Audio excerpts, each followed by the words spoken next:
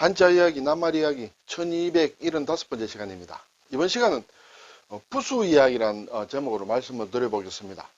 부수는 한자 공부에 아주 기본이 되는 것인데 사실 우리가 아주 기본이 되는 것도 잘 모르는 경향이 가끔 있습니다. 저는 이 부수, 특히 부수 이름이라는 것에 대해서는 우리가 잘 간과하는 부분이 있다. 그런 것을 오늘은 외산과 매산이라는 이런 것을 통해서 한번 살펴보겠습니다. 자, 한자 부수는 214자가 있는데 모두 각각 고유한 이름이 있습니다. 그리고 그 이름이 국어사전에 다 올라와 있습니다. 214자 이름이 다 올라와 있습니다. 그걸 확인해 보시면 뭔가 공통점이 있는데 평소에 알고 계시는 것하고 좀 다르다는 것을 말씀드립니다. 그러면 이제 그 부수 이름은 대체로 어떻게 만들어지는가 하는 이제 그것을 한번 말씀을 드리는데 오늘 앞에 제목에서 말씀드린 산자를 중심으로 한번 설명을 해드리고자 합니다. 네. 자, 이 산자, 한자 산은 굉장히 쉬운 글자입니다. 누구나 다 압니다. 근데 이 글자에는, 한자에는 모두 훈과 음이라는 것이 있죠. 훈과 음이 있습니다. 그리고 이 글자가 부수자인 경우에는 그 부수 이름도 있다. 이렇게 되겠습니다. 물론 부수자가 아닌 경우에는 부수 이름이 없겠습니다만 부수자인 경우에는 이름이 있고 그 이름이 국어사전에 다 올라가 있다. 그것이 어떻게 대략 만들어지느냐 하는 것이에요. 예를 들어서 이제 산이란 글자를 보면 이것은 부수자이므로 이름이 있습니다. 부수자 이름이 무엇이냐 하면 매산입니다. 매산이다. 매를 쓰고 띄우지 않고 산을 붙입니다. 그렇지만은 이 글자의 훈과 음을 얘기할 때는 매산이 됩니다. 물론 띄워야 됩니다. 훈이 매고 산이 음이다. 이렇게 되므로 띄워야 된다. 여기서 띄웠다는 것은 두 낱말이 되겠습니다. 그래서 이것으로는 국어사전에 올라가 있지 않습니다. 그렇죠. 왜냐하면 매와 산이 각각의 낱말이다. 복합어도 아니다는 것이죠. 네, 그래서 그러면 왜 이런 것이 이름이 이렇게 별도로 나오느냐. 이름은 별도로 나와야 그것이 구분이 되겠죠. 어떻게 보면 일종의 고유명사라고도 할 수 있다. 저는 그런 생각도 듭니다. 자, 이제 이 산이라는 한자의 부수 이름이 정해지게 된 그것을 알아보기 위해서 우선에 산이라는 글자와 낱말과 매라는 낱말과 외라는 낱말을 국어사전에서 한번 찾아보겠습니다. 산은 평지보다 높이 솟아있는 땅의 부분이다. 그렇죠? 그래서 산이 높다. 산에 오른다 하면 우리가 무슨 말인지 압니다. 두 번째 뜻이 또 있습니다. 외가 있는 곳, 외는 무덤을 얘기합니다. 그렇죠? 시체나 유골 따위를 묻은 곳을 얘기합니다. 그래서 경우에 따라서는 산을 돌본다 하면 이 산은 어떤 전체 큰 산을 돌본다나 하는 경우도 있겠지만은 또 경우에 따라서는 무덤을 돌본다라는 그런 얘기가 되기도 합니다. 그리고 산에 가서 성묘를 한다 하면 어느 큰 산에 올라가서 거기에 있는 어떤 조상의 묘를 이렇게 성묘를 한다. 그렇게 얘기할 수도 있지만은 무덤에 가서 산소에 가서 성묘를 한다. 그런 의미가 된다는 것이에요. 그래서 산에는 크게 두 가지 뜻이 있다. 이것이 한자 산에 그렇게 풀이가 되어 있습니다. 물론 한자 산에는 이 외에도 몇 가지 더 뜻은 있습니다. 국어사전은 일반적으로 두 개가 나와 있다. 자, 매라는 낱말을 보면 산을 예스럽게 이루는 말이다. 네, 산을 예스럽게 이룬다는 것은 현재 살아있는 낱말이라고 볼 수 있습니다. 그렇죠? 그런데 외라는 낱말을 보면 사람의 무덤이라는 뜻이 기본적인 뜻입니다. 그리고 또 하나 산의 옛말이다. 네, 옛말이라는 것은 지금 우리가 쓰고 있는 말은 아니다는 것이죠. 예전에는 산을 외라고 했다. 물론 예전에 산을 매라고도 했겠죠. 그러므로 예스럽게 이루는 말로는 매가 있고 옛말로는 매가 있다. 자, 조금 복잡해졌습니다. 그렇죠? 자, 그러면 이제 이 산자를 어떻게 부르느냐? 훈과 음을 볼 때, 훈음을 볼 때 어떻게 하는 것이 맞느냐? 매산이 맞느냐? 아니면 외산이 맞느냐? 이렇게 됩니다. 자, 지금 우리 기준으로 볼 때는 이 아래에 있는 외라는 것은 산의 옛말이다. 그러므로 지금 우리가 안 쓰는 게 일반적으로 맞다고 볼 수 있습니다. 그렇죠? 그리고 위에 매산으로 치는 것은 이 매가 산을 예스럽게 이루는 말이므로 이 산을 해서 이것이 일반적으로 훈과 음에 맞다. 이렇게 볼 수 있고 실제로 그렇게 많이 쓰입니다.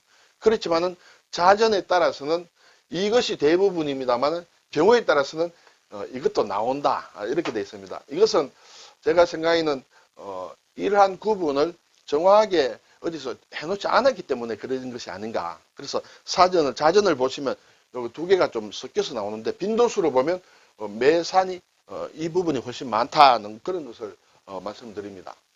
그래서 두 개 다 쓰이긴 하지만은 이것이 더 일반적으로 쓰인다. 자, 그러면 이제 부수 이름을 보면 어떠냐 하면 이러한 매산은 나오지 않습니다. 사진은 나오지 않습니다. 이 글자의 부수 이름이 아닙니다. 이 글자의 부수 이름은 이것이 됩니다. 매산이 됩니다. 그리고 물론 사진은 나옵니다. 국어 사진은.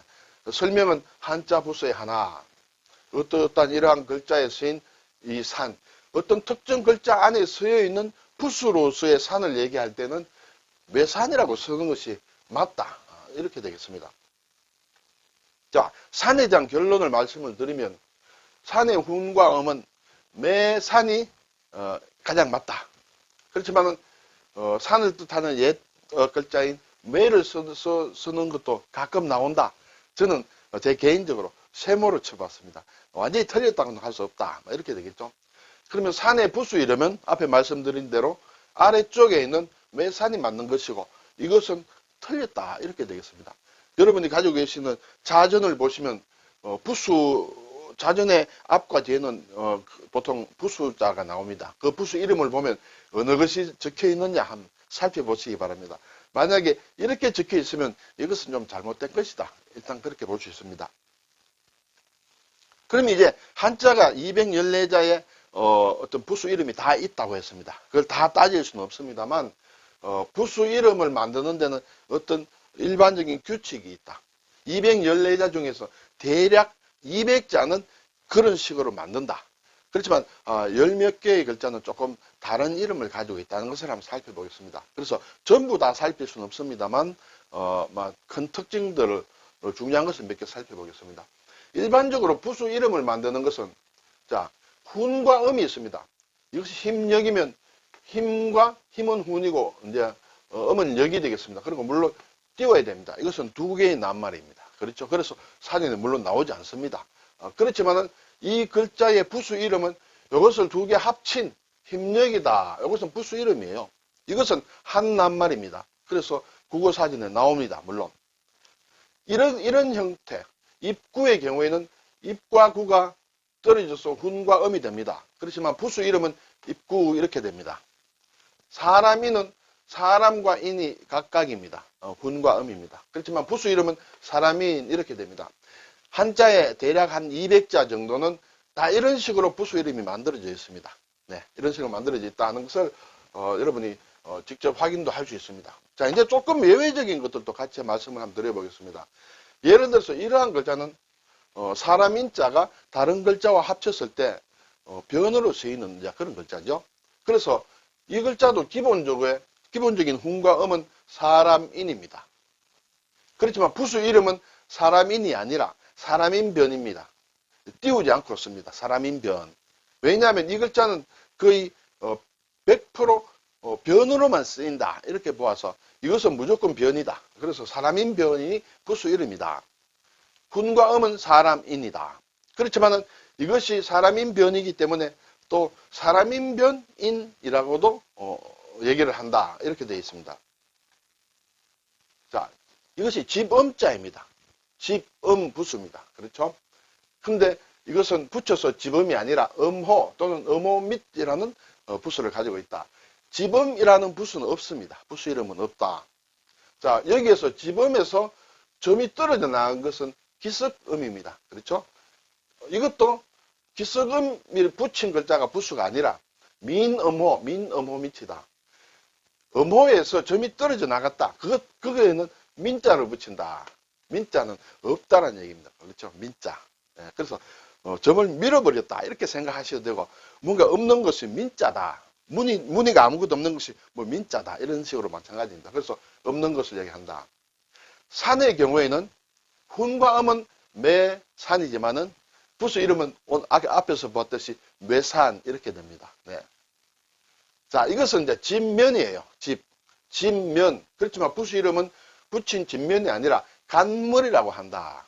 예, 이것은 예전부터 이렇게 우리 할아버지들이 만들어 쓴 그런 것이에요.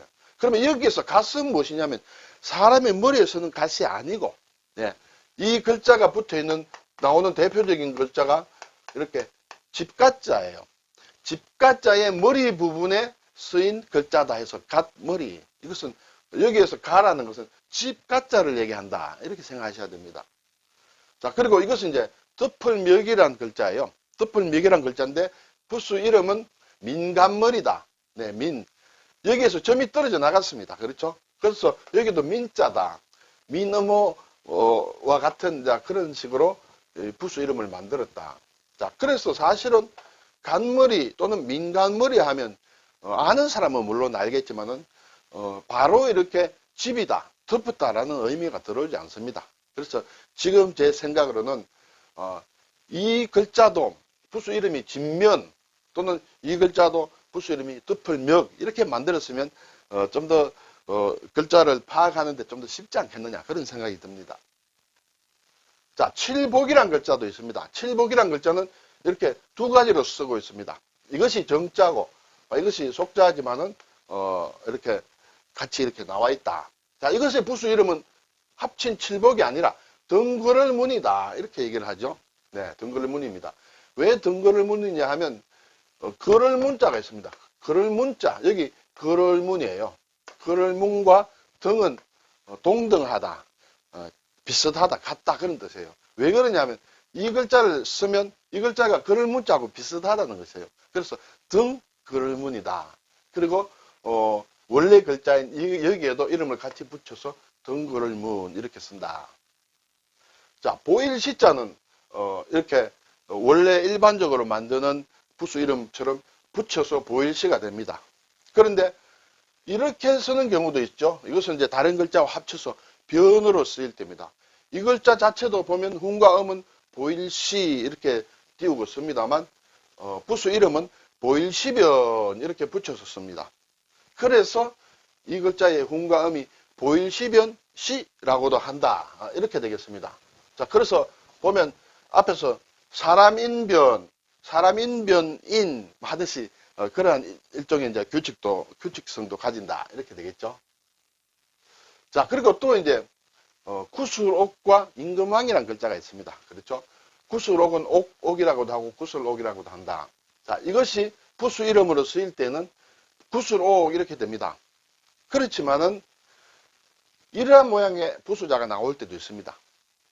이것이 임금왕인데 임금왕은 부수자가 아니에요. 원래 부수자가 아닙니다. 부수자가 아닌데 부수로 쓰일 때가 있다. 그때는 이름이 구술옥변이에요. 네. 원래는 옥자를 적어야 되는데 이것이 부수로 쓰일 때는 점이 이렇게 날아가고 임금왕자 모양과 같이 된다.